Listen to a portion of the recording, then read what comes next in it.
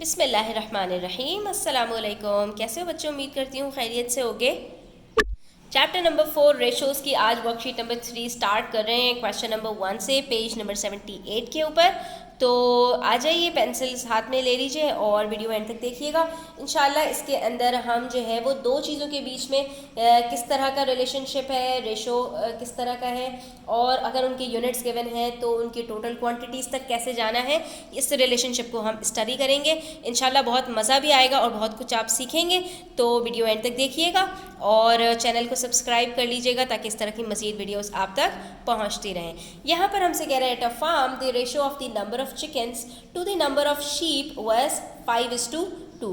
यहाँ पर इन्होंने हमें रेशो बता दिया, तो हम डेटा के अंदर ये बात बता देंगे कि रेशो जो गिवन है हमारे पास नंबर ऑफ चिकन्स का टू नंबर ऑफ शीप वो 5:2 का है। तो यहाँ पर इस चीज़ को ध्यान में ले आओ कि हमारे पास इन दोनों चीज़ों के यूनिट्स तो गिवन है, ठीक है। उसके बाद बात कर रहे हैं, after the farmer sold 15 chickens. अभी इन दोनों का रेशो क्या है? 5:2, जिसमें से number of units of chicken कितने हैं? 5 हैं। ये कह रहे हैं कि एक्चुअली 15 चिकन्स को सेल करने के बाद there was an equal number of chickens and sheep. अब क्या हुआ, 15 चिकन्स जब निकल गई तो दोनों के जो यूनिट्स हैं या दोनों के जो टोटल नंबर है वो बराबर हो गए। यानी कि पहले इसके 5 यूनिट्स थे और इसके सिर्फ 2 थे।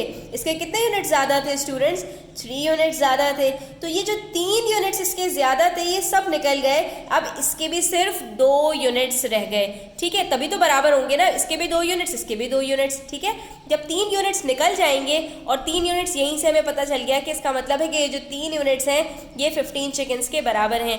तो जब ये हमें पता चल गया स्टूडेंट्स, तो हम यहीं से निकाल लेंगे कि एक यूनिट कितने चिकन्स के बराबर है। और जब ये पता चल जाएगा कि एक यूनिट किसके बराबर है, तो टोटल यूनिट्स तो हमें ऑलरेडी पता है कि 5 + 2 7 यूनिट्स है हमारे पास। तो जब इन्होंने हमसे पूछा कि how many chickens and sheep were there at the farm in the end, तो हम ये आराम से यहाँ पर बता सकेंगे कि अच्छा, यहाँ पर हमसे स्टार्ट का नहीं पूछ रहे स्टूडेंट्स, ये हमसे एंड का पूछ रहे हैं। तो एंड में हमारे पास दोनों के 2-2 यूनिट्स बचे हैं, तो टोटल 4 यूनिट्स हो गए और ये 4 यूनिट्स बराबर हो जाएंगे हमारे पास जो हमारे पास एक यूनिट के नंबर ऑफ चिकन्स आए थे, ठीक है। तो उससे फिर हम इसको कैलकुलेट आसानी से कर लेंगे। तो देखो, आधा क्वेश्चन तो आपका तभी सॉल्व हो जाता है जब आप डेटा लिखते हैं, ठीक है। या तो आप मॉडल बना लें या डेटा लिख लें, दोनों सूरतों में आपके पास क्वेश्चन सॉल्व हो जाता है, ठीक है। अब यहाँ पर हमें इन्होंने बता दिया कि हमारे पास चिकन के यूनिट्स 5 हैं और शीप के यूनिट्स कितने हैं? सिर्फ 2 हैं। और उसके बाद ये भी बता दिया कि after selling 15 chickens both are an equal number, ठीक है। ये मोटी मोटी बातें हमने यहाँ पर डेटा में बता दी। उसके बाद पूछा क्या है हमसे कि number of chickens and sheep in the and, आखिर में हमारे पास कितने जो है वो चिकन्स और शीप बच गए हैं, ठीक है। तो हमने कहा कि भाई इनिशियली इन्होंने हमसे कहा है कि जो इसने 15 चिकन्स सेल की हैं तो उसके बाद दोनों के नंबर्स बराबर हो गए हैं। तो बराबर होने का मतलब क्या है कि शीप तो उतने ही हैं, तो इसके बराबर कितना होगा? 2 बराबर होगा। तो बाकी जितना ऊपर है 5 - 2 वो सारा का सारा क्या होगा? 3 यूनिट्स बराबर हो जाएंगे 15 चिकन्स के। यानी कि जो 15 चिकन्स निकले हैं उसके यूनिट्स कितने हैं? 3 यूनिट्स हैं।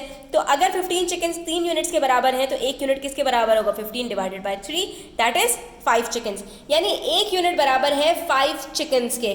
तो इसका मतलब ये हुआ कि आखिर में हमारे पास कितने यूनिट्स बच रहे हैं? हमारे पास दोनों के 2-2 यूनिट्स बच रहे हैं। तो इसका मतलब है कि एक यूनिट अगर 5 चिकन्स के बराबर है तो 4 यूनिट्स बराबर हो जाएंगे 20 चिकन्स और शीप के, यानी जिसमें से 10 चिकन्स होंगी और 10 शीप होंगी, क्योंकि दोनों इक्वल नंबर के हैं ना। तो 20 का हाफ कितना होता है? 10 होता है। तो दोनों के पास हमारे इक्वल नंबर के बच जाएंगे चिकन्स और शीप्स। तो यहाँ पर स्टूडेंट्स क्वेश्चन नंबर 1 कंप्लीट हो गया। क्वेश्चन नंबर 2 भी देख लेते हैं कि इसमें हमारे पास क्या है। तो इसमें कह रहे हैं, the ratio of the number of flamingos to the number of pelicans at an attraction is 5:2, ठीक है। यहाँ पर हमें बता रहे हैं एक जगह पर पेलिकन्स और फ्लेमिंगोज का रेशो हमें बता रहे हैं। फ्लेमिंगो के यूनिट्स हैं 5 और पेलिकन्स के सिर्फ 2 हैं।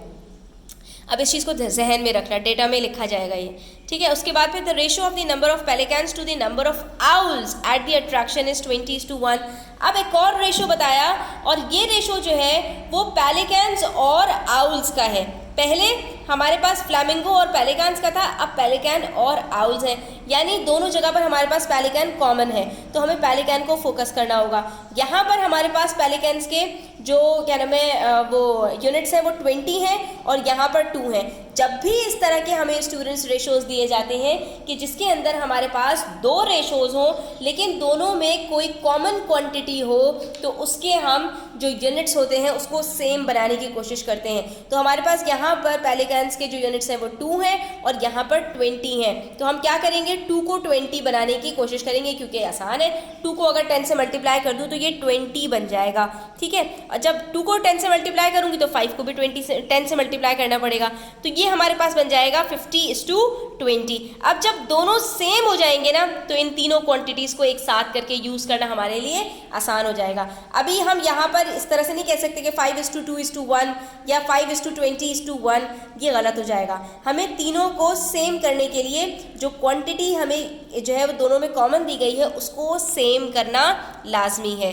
तो जब हमें यहाँ पर ये पता चल गया कि तीनों का रेशो कितना है, तो हमसे इन्होंने पार्ट ए में पूछा है what is the ratio of the number of flamingos to the number of pelicans to the number of owls at the attraction. तो अब यहाँ पर आप दोनों को साथ में रख के और जो है वो रिलेट करेंगे तो आपके पास क्या आंसर आ जाएगा, 5 × 10 50, ये 20 है और ये 1, तो 50:20:1 का रेशो हमारे पास निकल आएगा।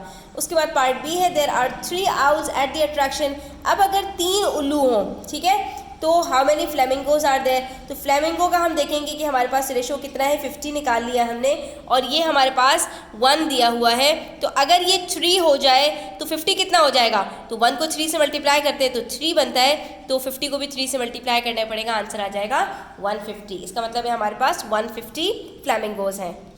इस तरह के क्वेश्चंस जब भी स्टूडेंट्स आपके पास आए जहाँ पर आपके पास 2 अलग अलग रेशोज़ दिए हों और दोनों में कोई कॉमन क्वांटिटी हो, तो आप वहाँ पर ये स्टेटमेंट ज़रूर लिखिएगा, ठीक है। जैसे यहाँ पर हमारे पास पेलिकन्स सेम थे तो हमने कहा the number of pelicans is same, ठीक है, हमारे पास जो नंबर ऑफ पेलिकन्स हैं वो सेम है। So the number of units representing the number of pelicans must be the same in both ratios.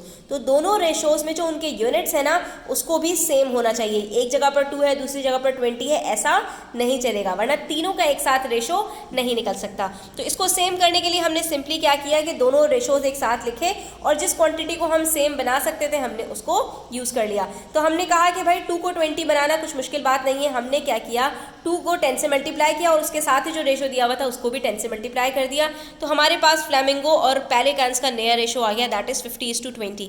अब यहाँ पर पेलिकन्स के जब दोनों रेशो सेम हो गए तो तीनों को अब हम साथ में रख के निकाल सकते हैं कि the ratio of the number of flamingos to the number of pelicans to the number of owls at the attraction is 50:20:1, ठीक है। ये पार्ट ए हमारा यहाँ पर सॉल्व हो गया। उसके बाद हमसे इन्होंने कहा कि there are 3 owls at the attraction, how many flamingos are there. अब हम इस जो है वो रेशो को यूज़ करेंगे कि हमारे पास एक आउल के बदले में 50 फ्लैमिंगोज हैं। देख सकते हैं इस यूनिट्स के अंदर आप जो रेशो है, तो एक आउल है तो 50 फ्लैमिंगोज हैं, तो 3 आउल्स होंगे तो उसके बदले में कितने फ्लैमिंगोज होंगे, वेरी गुड, 50 को 3 से मल्टीप्लाई कर देंगे, हमारा आंसर खुद ब खुद आ जाएगा। तो हमारे पास 150 फ्लैमिंगोज होंगे अगर 3 हमारे पास आउल्स हैं इस रेशो को यूज़ करते हुए। तो यहाँ पर हमारा पेज नंबर 78 कंप्लीट होता है। स्टूडेंट्स आई होप कि आपको क्लियर हुआ होगा। स्टिल कोई क्वेश्चंस हो क्वेरीज हो कमेंट सेक्शन में आप पूछ सकते हैं। Thanks for watching the video till the end. Please hit the like button, subscribe to my channel. Take care, अल्लाह हाफिज़।